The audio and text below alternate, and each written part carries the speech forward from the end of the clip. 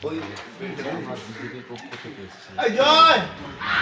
প্রধানমন্ত্রী পশ্চিমবঙ্গবাসীর জন্য একটা চিঠি আপনাদের কাছে একটাই অবস্থা এখানে বেকার হয়ে আমাদের মায়েরা বোনেরা আমাদের কলেজে পড়তে গেলেও নির্যাতিত হচ্ছে, হসপিটালে চাকরি করতে গেলেও নির্যাতিত হচ্ছে। তো এই পরিস্থিতি থেকে রক্ষা পাওয়ার জন্য আমাদের সকলেরই দায়িত্ব পশ্চিমবঙ্গে যাতে আবার সোনা বাংলা বাড়া যায়, সুরক্ষিত থাকা যায়। তার জন্য ভারতীয় জনতা পার্টি দিদিমণি দেখুন, নমস্কার, এই আবেদন আপনাদের কাছে রাখছি। আগামী প্রজন্মের সুরক্ষার জন্য আমাদের যুবকরা যারা চাকরি পায় এখানেই পায়, এবারের নির্বাচনটা আপনারা একটু মাথায় রেখে ভারতীয় জনতা পার্টিকে একেবারের জন্য সুযোগ দিন।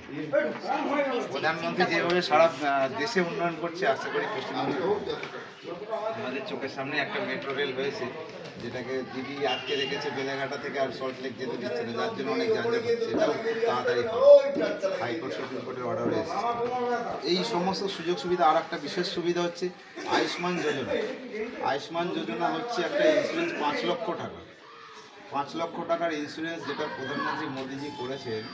আয়ুষ্মান যোজনা এটা সারা ভারতবর্ষে লাগু হয়েছে, শুধুমাত্র মমতা ব্যানার্জি তৃণমূল এখানকার নিজেদের স্বার্থের জন্য এই আয়ুষ্মান যোজনা ইন্স্যুরেন্সটাকে পশ্চিমবঙ্গে লাগু হতে দেয়নি, যার জন্য এই 5 লক্ষ টাকার ইন্স্যুরেন্স থেকে পশ্চিমবঙ্গবাসী বঞ্চিত হয়ে আছে, শুধুমাত্র নিজের রাজনীতি করার জন্য।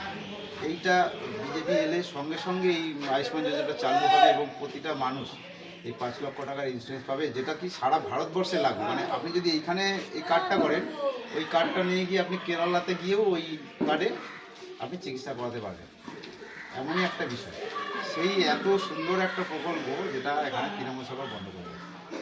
এই সমস্ত বিষয়গুলো আপনারা মাথায় রাখবেন, যাতে এই সুযোগ সুবিধাগুলো আমরা পাই সেন্ট্রাল থেকে। ডবল ইঞ্জিন সরকারের আরও সুযোগ সুবিধা, এগুলো মাথায় খেয়াল রেখে আপনারা একটু এইবারের জন্য ভারতীয় জনতা পার্টিকে সুযোগ সুবিধা আপনাদের আবেদন।